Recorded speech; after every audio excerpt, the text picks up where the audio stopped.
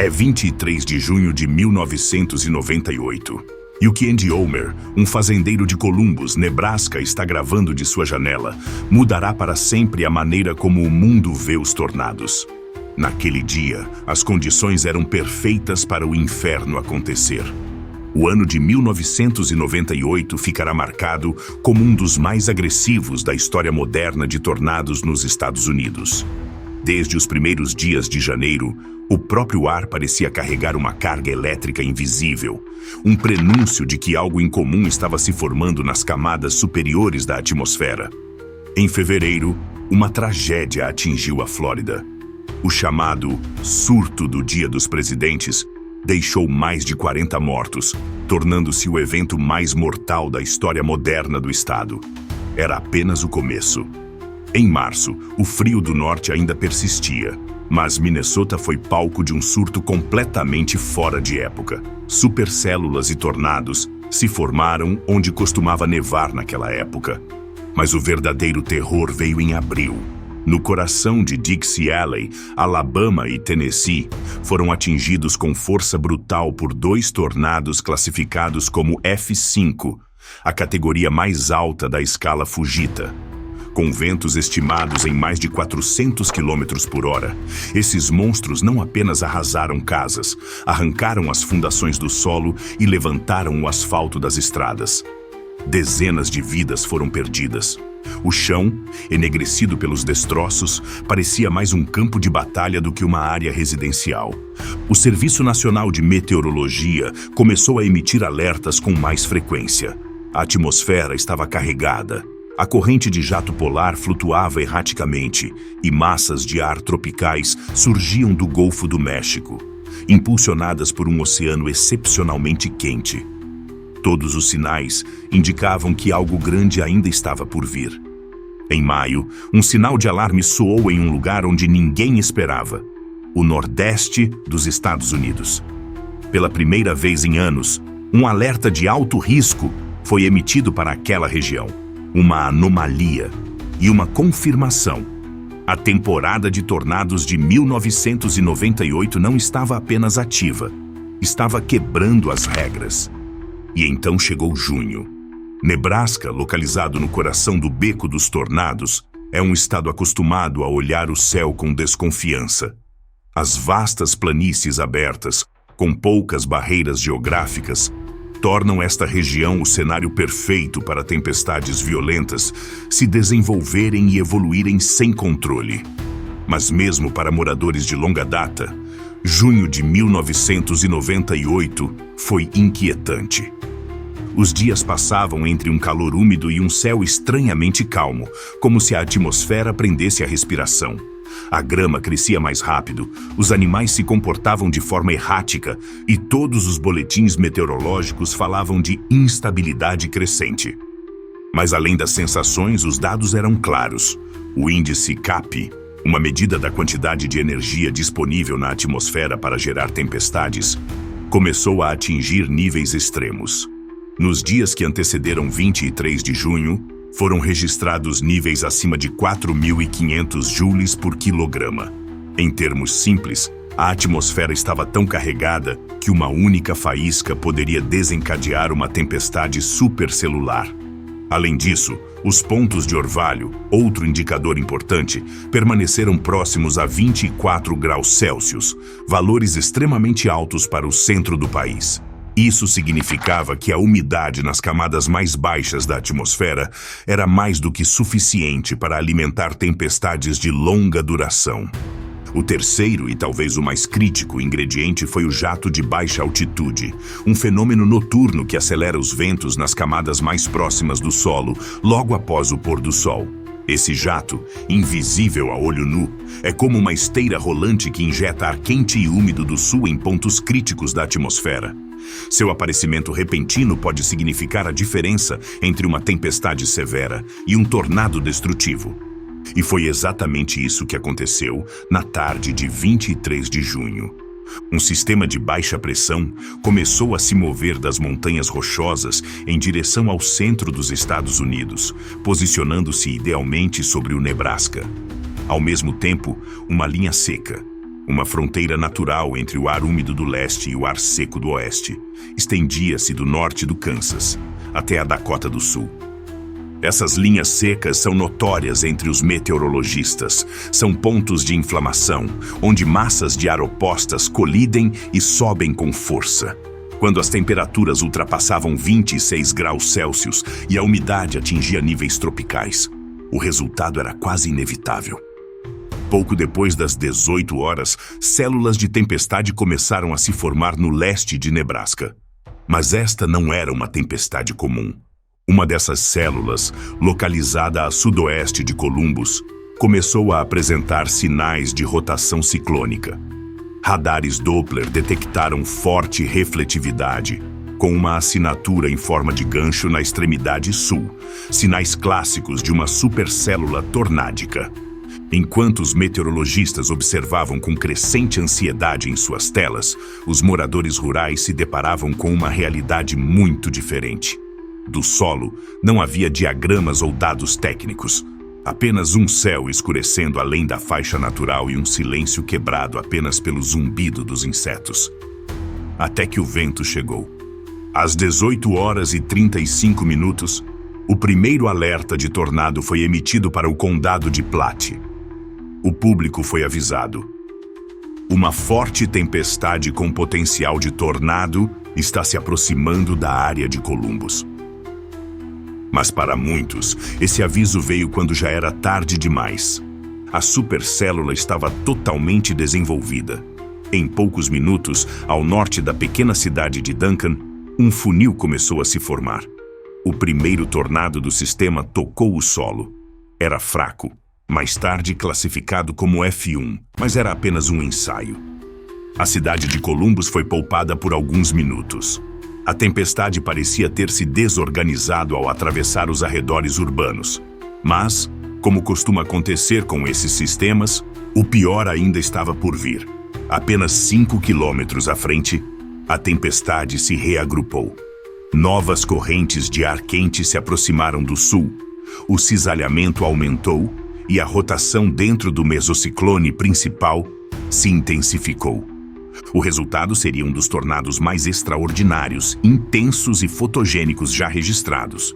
E do outro lado do campo, Andy Ulmer, sem saber, já tinha sua câmera de vídeo ligada. 18 horas e 45 minutos. O sol se punha lentamente sobre as planícies do Nebraska, tingindo o céu com tons de âmbar e roxo. A olho nu, a cena era quase idílica. Mas para quem sabia ler o céu, aquele não era um pôr do sol comum. Era o pano de fundo para algo muito mais perigoso.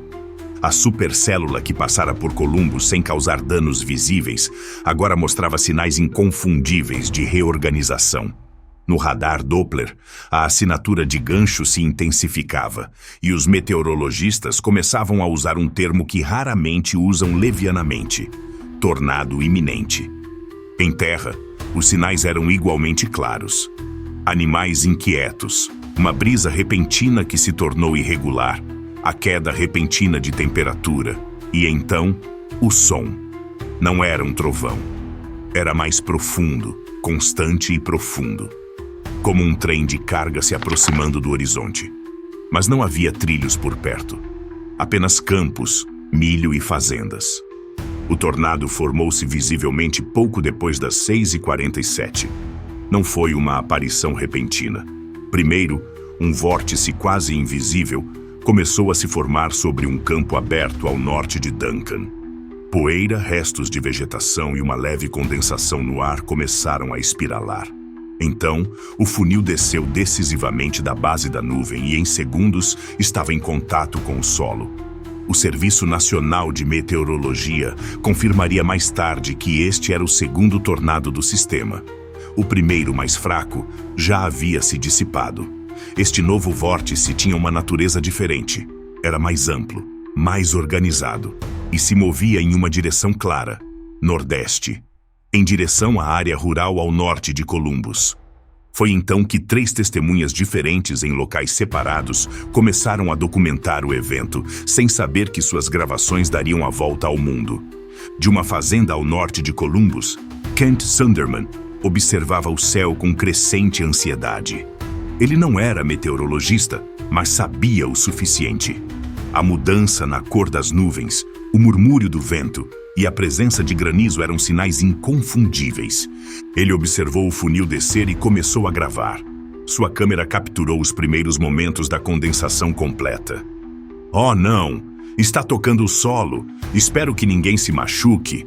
"May Swing!" exclamou, enquanto ao fundo um segundo vórtice, menor, podia ser visto. Um tornado satélite girando em torno do principal. O aparecimento de tornados satélites é raro e sugere uma tempestade particularmente poderosa. O vórtice mais fraco parecia orbitar o maior, como uma lua turbulenta, girando em um balé sinistro sobre os campos. Cerca de 5 quilômetros a nordeste da posição de Sunderman, Arland Wilkey também estava com sua câmera de vídeo pronta. Ele vinha acompanhando o progresso da tempestade de seu celeiro. E quando o tornado surgiu no horizonte, ele não perdeu tempo. O que sua lente capturou foi uma imagem impressionante, um vórtice totalmente formado, com cerca de 400 metros de largura, movendo-se com aparente lentidão, embora na realidade estivesse se movendo a mais de 30 quilômetros por hora e devastando tudo em seu caminho. As árvores, a casa do Reuben, não vai sobrar nada. Zrenia, ele grita em desespero. O tornado engole fazendas inteiras em questão de segundos. Nuvens de detrito sobem centenas de metros. Não é apenas um funil de ar condensado. São fragmentos de madeira, telhados, máquinas e árvores girando a velocidades infernais. A cena é tão intensa quanto hipnótica. A terra parece vibrar a cada volta do vórtice. Mas a filmagem mais icônica de todas estava prestes a começar. Andy Ulmer, um fazendeiro de Columbus, tinha acabado de voltar do aeroporto. Sua casa ficava bem na trajetória do tornado. Da janela, ele viu o funil se aproximando e não hesitou. Pegou sua filmadora e começou a gravar. As imagens que ele capturou são hoje consideradas um dos melhores vídeos caseiros de um tornado já feitos. A clareza, o close-up, o drama da cena, tudo se une em uma obra que hoje é estudada em documentários, universidades e centros meteorológicos. Olha os redemoinhos, meu Deus, está vindo direto para nós. "Zrenia!" grita Andy. Sua voz está carregada de uma mistura de admiração e medo. O tornado se aproxima, mudando de forma a cada momento. Em segundos, ele se transforma de um funil clássico em uma cunha monstruosa, com uma base tão larga que parece devorar o horizonte. Sua esposa, Susan, aparece na gravação. "Andy, venha para o porão." "Zrenia!" ela implora. Mas ele não consegue desviar o olhar. Não é teimosia. É uma mistura de fascínio e choque. E então ele solta a frase que ficaria imortalizada na cultura popular dos documentários sobre tornados. "Susan, pega minhas calças." Uma frase tão absurda quanto humana. Em meio ao caos, Andy tenta se apegar a uma atuação cotidiana. É uma cena de tensão, humor involuntário e profunda vulnerabilidade. Lá fora, o tornado continua a crescer. Ele muda de forma novamente, tornando-se mais estreito, como uma corda, mas sem perder sua intensidade. A corda, embora enganosa devido ao seu formato fino, pode ser ainda mais perigosa, com ventos concentrados atingindo níveis extremos. E então, acontece algo que mudaria completamente o resultado. O tornado vira bruscamente para oeste, errando a casa de Andy por apenas algumas centenas de metros. É uma curva incomum. A maioria dos tornados segue trajetórias mais estáveis. Mas este, por razões ainda desconhecidas, decidiu alterar seu curso pouco antes do impacto direto. Esse pequeno desvio salvou uma vida e permitiu que o mundo visse a face do tornado através das lentes de Andy. Às 19h05, o tornado começou a se dissipar lentamente. No total, permaneceu no solo por pouco mais de 20 minutos. Mas nesse curto período, devastou campos, celeiros e estruturas rurais, deixando um rastro de destruição de mais de 8 quilômetros de extensão. O Serviço Nacional de Meteorologia classificou-o oficialmente como F2, com ventos estimados entre 182 e 250 km por hora. Mas muitos especialistas, após analisar imagens de vídeo, o comportamento do tornado e os danos em áreas isoladas, afirmam que o tornado poderia ter sido mais forte. Talvez um F3, até mesmo um F4, se tivesse atingido estruturas mais resistentes. O que é inegável é que a tempestade ainda não havia passado. Nas 2 horas e meia seguintes, ela produziria mais 4 tornados, espalhando sua marca mortal pelo leste de Nebraska. Mas o segundo tornado, o de Columbus, foi o que ficou gravado na memória coletiva. Não pelo número de vítimas, felizmente não houve fatalidades, nem pela extensão dos danos materiais, mas porque alguém o olhou diretamente nos olhos e não largou a câmera. Quando a natureza decide liberar toda a sua fúria, ela o faz por meio de mecanismos que, embora invisíveis a olho nu, obedecem a leis físicas perfeitamente definidas. E, no entanto, apesar da nossa tecnologia moderna e de décadas de pesquisa, os tornados permanecem, em grande parte, um mistério indomável.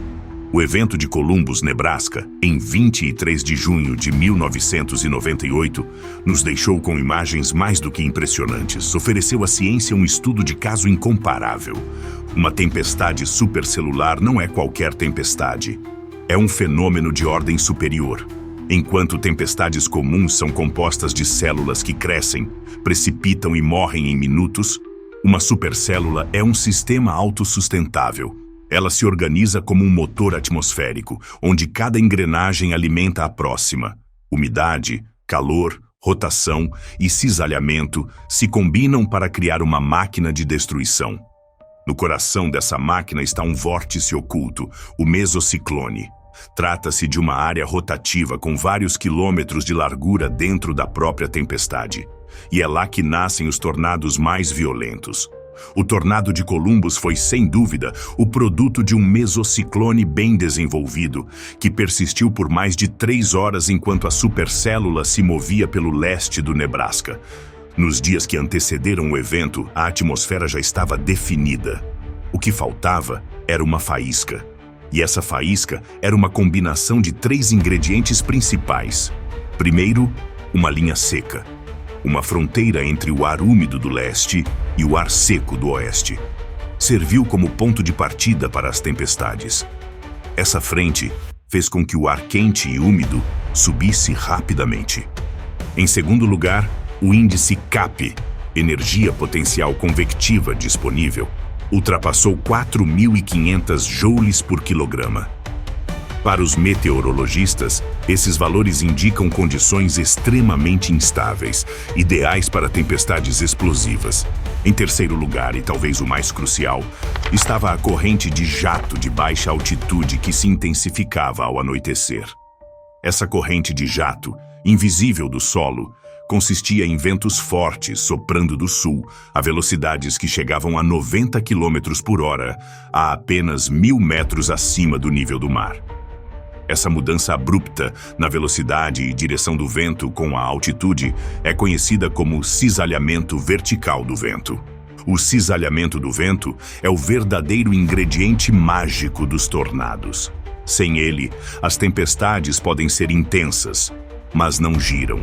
Com ele, forma-se uma espécie de vórtice horizontal invisível que, quando inclinado pela corrente ascendente da tempestade, gira verticalmente. E se o mesociclone se intensificar o suficiente, surge um tornado. No caso do tornado de Columbus, as gravações nos permitiram observar cada fase de sua evolução estrutural com um nível de detalhe raramente visto. Fase 1, formação, funil visível. O funil desceu lentamente da base da nuvem. No início era fino, quase hesitante. Mas os ventos no solo começaram a levantar poeira, confirmando que já estava em contato com a superfície. Fase 2. Maturidade. Formato de cunha. O tornado então se expandiu lateralmente. De um cilindro fino, transformou-se em uma cunha colossal de nuvens escuras e poeira. Nesse ponto, estimava-se que tivesse mais de 400 metros de largura e força suficiente para arrancar árvores e destruir estruturas. Fase 3. Ocultação. Envelope de precipitação. Às vezes, a própria chuva da supercélula engolfava o tornado, dificultando sua visualização. Esta é uma das características mais perigosas das supercélulas. Elas podem esconder o tornado dentro de seu núcleo de chuva intensa. À distância pode parecer apenas mais uma tempestade, mas lá dentro espreita um assassino. Fase 4. Alongamento. Formato de corda. Com o tempo, o tornado começou a se alongar e a ficar mais fino. Essa fase de aceleração pode parecer inofensiva, mas é enganosa. Os ventos podem permanecer extremamente destrutivos, concentrados em uma área mais estreita. Um dos aspectos mais fascinantes do tornado de Columbus foi seu comportamento errático. Ao contrário de outros tornados que seguem uma trajetória mais ou menos reta, este vórtice deslocou-se repentinamente para oeste em sua fase final. Essa curva inesperada passou perto da casa de Andy Ulmer por apenas algumas centenas de metros. Por que ele mudou de rumo? Existem várias teorias. Uma sugestão sugere que o tornado interagiu com uma corrente descendente de flanco traseiro, RFD, uma rajada de ar seco que desce da parte traseira da supercélula. Essa corrente descendente pode atuar como um leme atmosférico, empurrando o tornado em direções inesperadas. Outra possibilidade é que o tornado estivesse em oclusão, ou seja, a rotação dentro do mesociclone estava começando a entrar em colapso. Esse fenômeno ocorre quando a base do mesociclone se fecha sobre o funil, cortando seu suprimento de ar quente e forçando-o a se dissipar. Durante esse processo, é comum que o vórtice faça curvas ou giros erráticos antes de se dissipar. Dados coletados por radar, Doppler e estações meteorológicas móveis confirmaram que o tornado teve uma duração de vida de cerca de 20 minutos, com uma trajetória de aproximadamente 8 quilômetros. Sua velocidade de avanço ficou entre 25 e 35 km por hora, relativamente lenta para um tornado, permitindo que os cinegrafistas capturassem cada fase com detalhes excepcionais. A intensidade oficial, como mencionado acima, foi classificada como F2 na antiga escala Fujita. Isso significa ventos estimados entre 182 e 250 km por hora. Mas muitos meteorologistas e caçadores de tempestades sugerem que a classificação subestima a verdadeira força do evento. Por quê? Porque a escala Fujita, pelo menos em sua versão original, não mede ventos diretamente. Ela avalia danos. E se um tornado passar por áreas rurais abertas, com poucas estruturas para analisar, sua verdadeira força permanece envolta em incertezas. Nesse sentido, o tornado de Columbus é um exemplo claro das limitações da classificação tradicional de tornados. Os danos que causou foram reais, mas, como não atingiu áreas densamente povoadas, sua assinatura foi subestimada. Apesar de tudo, este tornado não foi esquecido. Muito pelo contrário, tornou-se uma referência para o estudo de tornados a céu aberto. As gravações de Sunderman, Wilkie e, especialmente, Ulmer foram analisadas por meteorologistas do mundo todo. Cada quadro foi dissecado para compreender a evolução da estrutura, as mudanças de direção e os processos internos de uma supercélula madura. Mesmo em 2005, quando a escala Fujita aprimorada, escala EF, foi lançada, alguns pesquisadores sugeriram que eventos como o de Colombo deveriam ser reavaliados usando tecnologia moderna e análise de imagens tridimensionais. Após a passagem de um tornado, o mundo parece parar. Os pássaros silenciam. As árvores arrancadas pela raiz parecem esculturas imóveis. E o ar tem um cheiro diferente, uma mistura de terra revirada, vegetação ferida e eletricidade evaporada. Foi assim que Columbus, Nebraska, acordou no dia seguinte à tempestade. O tornado filmado por Andy Ulmer se dissipou pouco depois das 19 horas, a poucos quilômetros a nordeste de sua propriedade. O que começara como um funil distante, terminou como uma corda fina, girando furiosamente até seu último suspiro. Embora seu trajeto total não ultrapassasse 8 quilômetros, o rastro que deixou era revelador. Campos varridos pelo vento, árvores arrancadas, estruturas rurais desabadas e máquinas agrícolas espalhadas como brinquedos quebrados. Mas o mais importante, não houve fatalidades, nem uma única vida perdida. Foi sem dúvida um milagre estatístico, porque embora a intensidade do tornado tenha sido oficialmente classificada como F2, com ventos estimados entre 182 e 250 km por hora, muitos especialistas acreditam que sua verdadeira força foi subestimada. A razão por trás dessa discrepância está na metodologia de avaliação. Durante décadas, os tornados nos Estados Unidos foram classificados usando a escala Fujita original, escala F, desenvolvida em 1971 pelo professor Tetsuya Theodore Fujita. Essa escala atribuía uma categoria de F0 a F5, com base apenas em danos observados em estruturas humanas, e não em ventos reais. Isso implicava um viés óbvio. Se um tornado cruzasse um campo sem edifícios, ele poderia ser classificado como fraco, mesmo que seus ventos fossem fortes o suficiente para destruir uma cidade. E foi isso que aconteceu em Columbus. Passando por áreas rurais com poucas construções robustas para servir de referência, o tornado deixou evidências insuficientes de sua força. Câmeras mostraram uma estrutura de vórtice impressionante. Radares capturaram uma rotação intensa. Mas o terreno não falava por si. Escala Fujita aprimorada, escala F, foi implementada em 2007, incorporando análises mais precisas do tipo de edifícios danificados e dos materiais utilizados. Se tivesse existido naquela época, o tornado poderia ter sido reclassificado como F3 ou até superior. No entanto, a importância de Colombo não reside apenas nos números. Seu verdadeiro legado reside nas lições silenciosas que deixou. Primeiro, mostrou claramente como um tornado pode ser extremamente intenso e ainda assim não deixar consequências trágicas se sua trajetória evitar centros urbanos. Isso não significa que seja menos perigoso, mas sim que o acaso pode disfarçar o perigo da moderação. Em segundo lugar, o evento demonstrou o valor inestimável da documentação cidadã. As gravações de Ulmer, Sunderman e Wilkie complementaram o que os radares não conseguiam ver. A aparência visual, o comportamento do vórtice, os sons, os gestos humanos.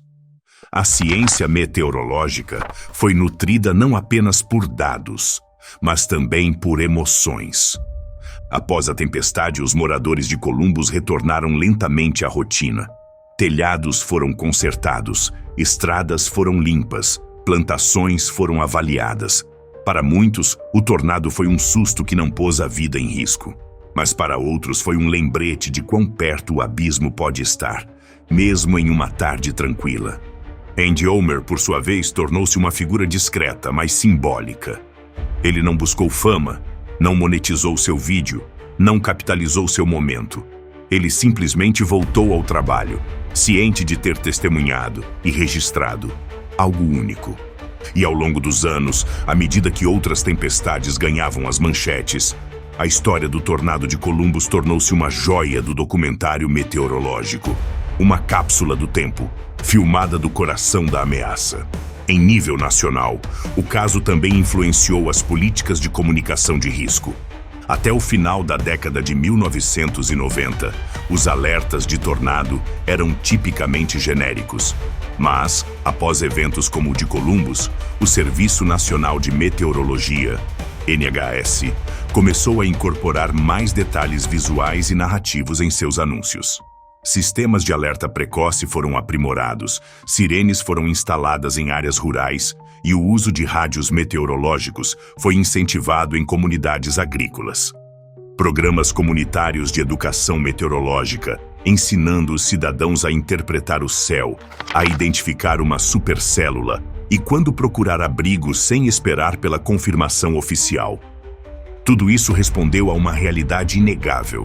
No mundo dos tornados, a informação pode salvar vidas. E às vezes, uma câmera ao vivo também. 25 anos depois, a lembrança do tornado de Columbus ainda paira no ar. Não como uma tragédia, mas como um alerta. Um sinal de respeito pelas forças além do nosso controle. Porque, em sua essência, tornados não são apenas fenômenos físicos. São lembretes de quão frágil é a estrutura que chamamos de civilização diante de uma atmosfera que, às vezes, decide escrever sua própria história. À medida que as mudanças climáticas globais alteram os padrões climáticos tradicionais, muitos cientistas acreditam que eventos extremos como tornados, furacões e chuvas torrenciais se tornarão mais frequentes e intensos. Nesse contexto, casos como o de Colombo ganham um novo significado. São pistas para o futuro. Como reagimos ao imprevisível? Estamos preparados para enfrentar tempestades cada vez mais violentas? Saberemos diferenciar o espetáculo do perigo? E estaremos prontos para documentar, compreender e suportar? Quando o vento para, tudo parece voltar à calma. Mas o silêncio após a tempestade é enganoso, porque mesmo que o vórtice tenha desaparecido, sua marca permanece. Na paisagem, na memória, nas imagens que sobrevivem. O tornado de Columbus não deixou vítimas, mas deixou dúvidas. E talvez esse seja o seu maior legado. Nos obrigar a olhar para o céu com uma mistura de admiração, medo e reverência. Se essa história chocou você, imagine o que ainda resta para contar. Em Extreme Tornado, exploramos os vórtices mais mortais, os céus mais furiosos e as histórias reais que nascem quando a natureza libera todo o seu poder.